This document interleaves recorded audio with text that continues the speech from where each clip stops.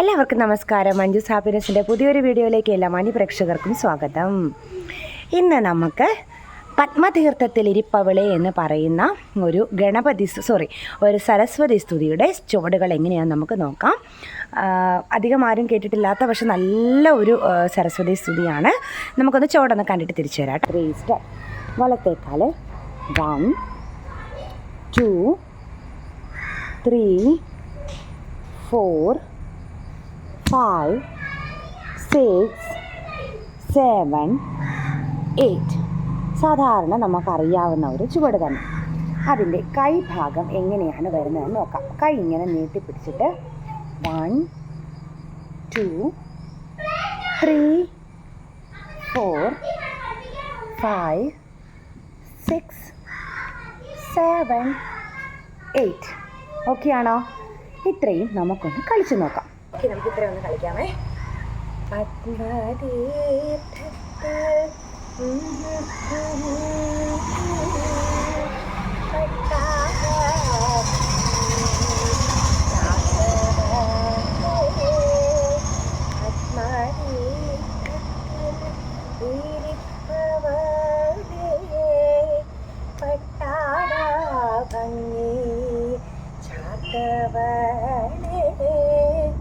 ഇത്രയും ഓക്കെ അല്ലേ?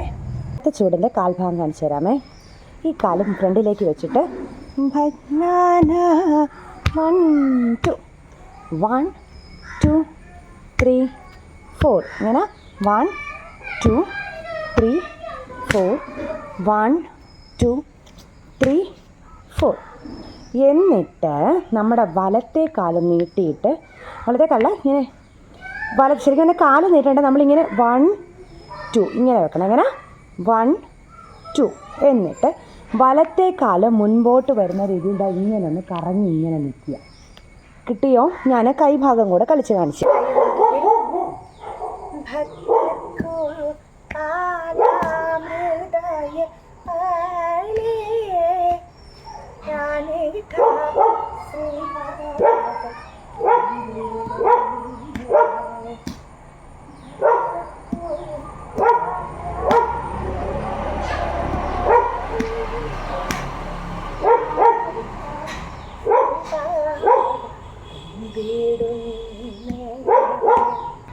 ഇത്രയും നമുക്കൊന്നുകൂടെ കളിക്കാം. രണ്ടാമത്തെ സ്റ്റെപ്പ് നിങ്ങൾക്ക് ക്ലിയർ ആയോ? ഒന്നുമില്ല.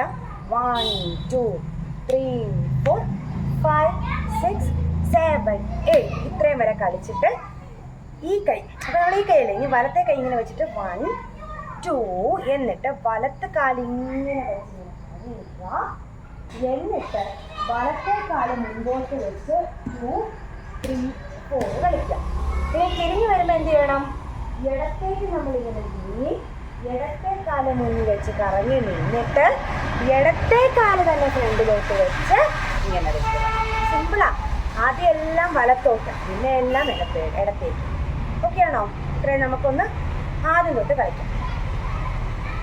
1 2 3 സ്റ്റാർട്ട്. പത്മപീഠത്തിൽ ഇരിപ്പവളേ, പട്ടാട ഭംഗിയിൽ ചാർത്തവളേ, ഭക്തർക്കു ബാലാമൃതായവളേ,